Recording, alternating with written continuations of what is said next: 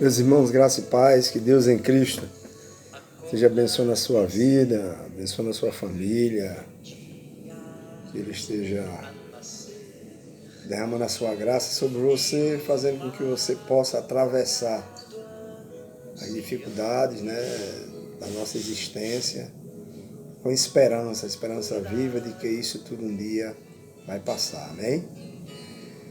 Bom, a gente hoje vai trazer um vídeo sobre dependência ou morte. Dependência ou morte. Né? Então todos nós prestamos muita atenção quando se trata do Jardim do Éden, da árvore do conhecimento do bem e do mal.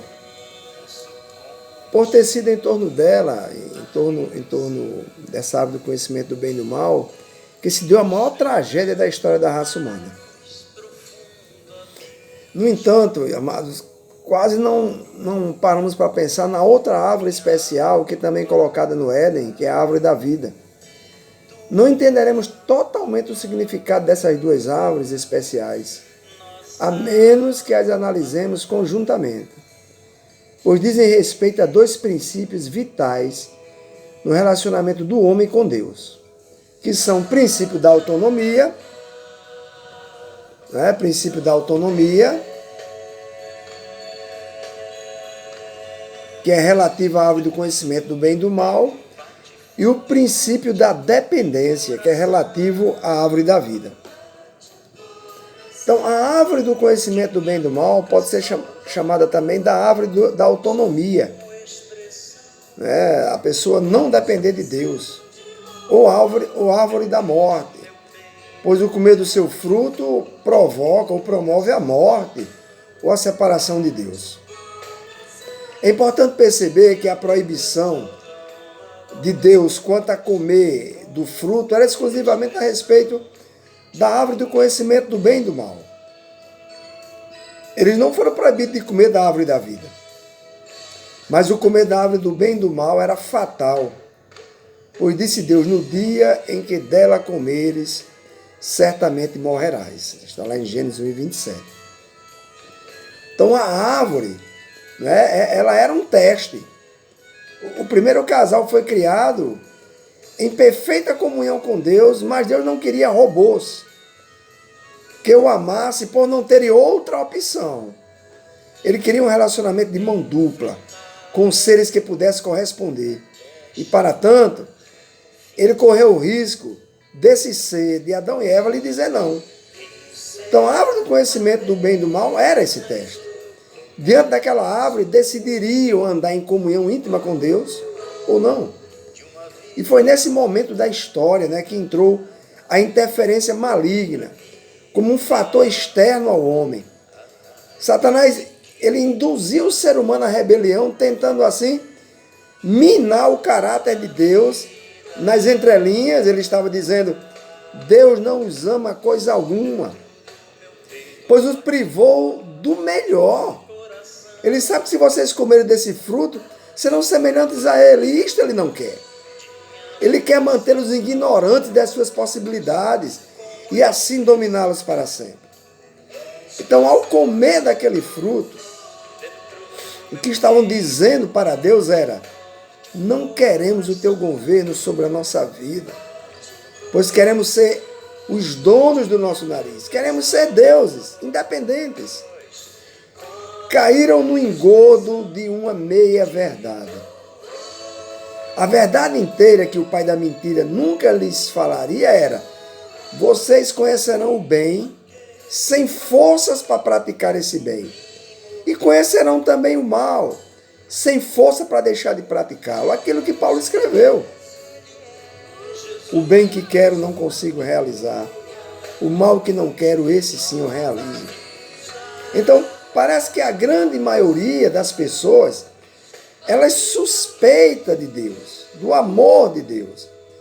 Fazer a vontade de Deus para muita gente, amados, significa ser privado de tudo que é bom.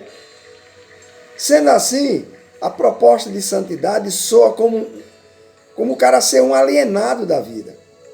Como perder o que há de melhor da vida. Como negar os valores humanos. Por isso, são muitos os que não levam Deus a sério. mesmo admitindo a realidade de Deus, que Ele existe, pois lhes parece que fazer essa vontade de Deus significa abdicar da vida. O amor lança fora todo medo, pois quem teme não é aperfeiçoado no amor. Diz 1 João 4,18.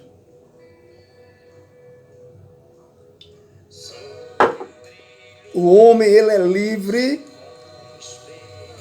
tão somente para escolher uma dependência. Quando ele rompe com Deus, o homem está se colocando debaixo do governo de Satanás. E aí é instaurada a tragédia. A árvore da autonomia só tem produzido, que é a árvore do conhecimento do bem e do mal, só tem produzido frutos amargos do egoísmo, da soberba, da prepotência, do engano, da luxúria, dos desvarios, da mentira, da inveja, da discórdia, das inimizades, das guerras e de todas as demais mazelas que vemos crescer continuamente neste solo amaldiçoado pela rebelião humana. Há uma saudade do Éden. Parece existir dentro de todos nós uma busca do paraíso que foi perdido. E esse paraíso perdido, queridos, nada mais é do que a vida dependente de Deus, na qual o primeiro casal viveu.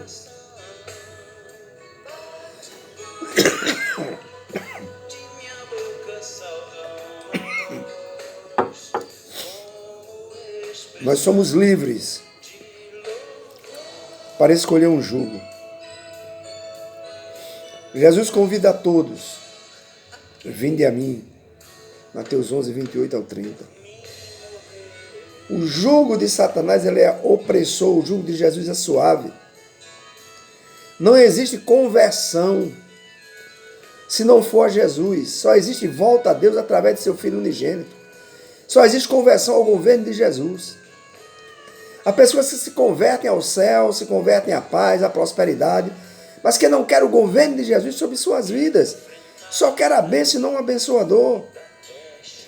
Tais pessoas, como o filho pródigo, não retornaram de fato à casa paterna. O filho pródigo voltou todo quebrado, voltou de verdade. Esta palavra é trazida para você com uma preocupação em auxiliar aqueles que já voltaram à casa paterna, submeteram ao seu governo de Jesus. Quanto aos perigos, amados, do novo caminhar, agora na casa do Pai, a preocupação é como agradar a Deus, como andar na sua vontade, como viver em santidade. Então a árvore do conhecimento do bem e do mal, ela continua a exercer seu fascínio, pois como diz Gênesis 3:6, é a árvore desejável para dar entendimento. E são muitos os filhos de Deus que se alimentam de seus frutos na tentativa de viver a vida cristã. Então, como isso se dá na prática? Existe uma busca da autonomia na vida cristã. E essa busca recebe o nome de legalismo.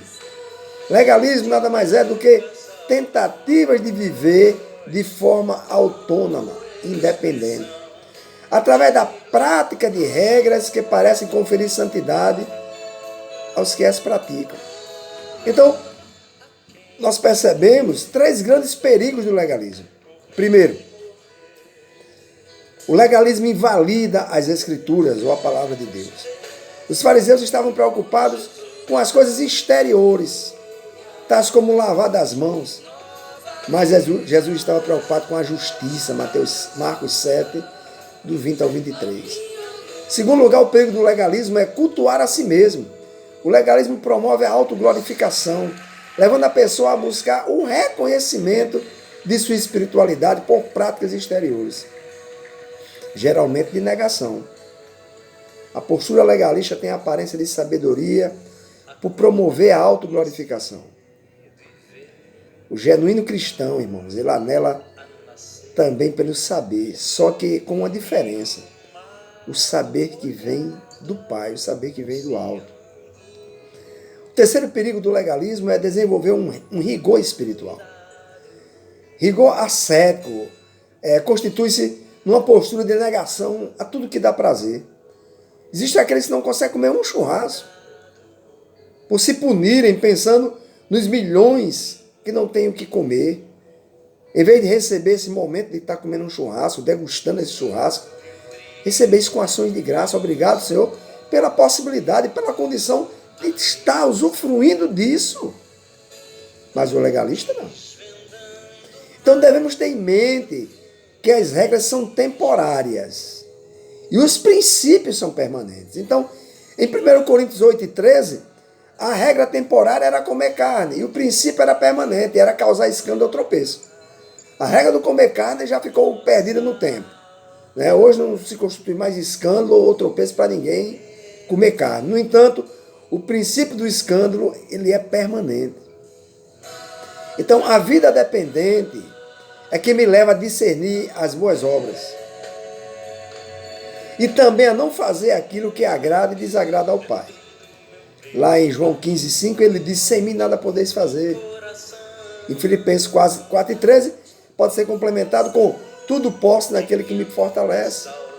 Então a palavra de Jesus contra a igreja de Éfeso, por exemplo, lá em Apocalipse 2, do 1 ao 7, ele diz para ela, tenho porém contra ti, Éfeso, que abandonaste o teu primeiro amor. Então isso revela uma situação de fuga da vida dependente. Abandonou o primeiro amor significa fugiu da dependência de Deus. Boa doutrina, obras, perseverança, é o que não faltava à igreja de Éfeso. Mas algo trágico havia acontecido. Provavelmente Éfeso estava substituindo a dependência pela experiência. O mesmo tem se dado, amados, através da história, com igrejas que andaram realmente com Deus, mas que com o sucesso do crescimento, mudaram o seu centro de operação e assim caminharam em direção à morte advinda da autonomia. Criaram cercas para impedir, pecado na vida dos crentes. É como enclausurar, é como as freiras que são enclausuradas num convento, para não ver pecado. Como a pessoa pode viver enclausurado num lugar? Vai pecar do mesmo jeito. Então, alguns criam cercas em torno da vida dos crentes e dizem, não toque nisso, irmão. Irmão, não prove isso, irmão. Olha, não corte isso, não pinte isso e por aí vai. Então, mantendo os crentes numa eterna meninice, por impedir-los de crescer na intimidade com Deus. É errando e acertando que você cresce. Então, o abandono do primeiro amor tem a ver com a vida dependente. Qual é a principal característica do recém-convertido? Cheio do primeiro amor. É a vida dependente. O recém-convertido é como uma criança que depende em tudo dos pais. Então, a primeira coisa que devemos fazer ao recebermos um convite para pregar, ou cantar, ou fazer outra atividade cristã, a primeira coisa é orar. Consultar ao Senhor, depender do Senhor. Ter uma vida totalmente dependente dele. Então, quando não consultamos o Senhor, consultamos a nossa agenda. Estou com a agenda cheia. Que adianta?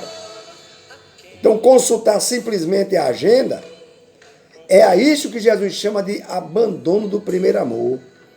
Você vai fazer a pregação, vai cantar no automático, sem orar ao Senhor, para que haja uma direção.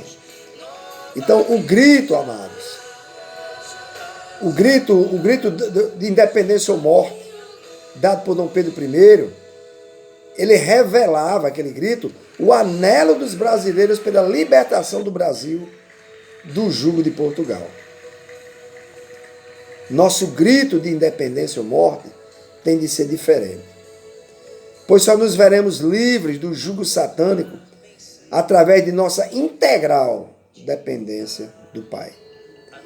É dependência do Pai ou morte espiritual. Ou nos alimentamos da árvore da vida, totalmente dependentes do Pai, ou estaremos nos alimentando da árvore da morte. Ou seja, tentando por nós mesmos vencer o pecado, andar em santidade e outras coisas mais. Então fique com essa palavra, medite sobre isso. a sua dependência, significa dizer que você nunca deixará o primeiro amor. Você nunca vai fazer as coisas à revelia. Vou fazer de qualquer maneira. Não, não, você vai depender inteiramente do Senhor. Compartilhe esse vídeo. Com certeza, eu tenho a certeza, a convicção que ajudará muita gente. Obrigado, fica com Deus.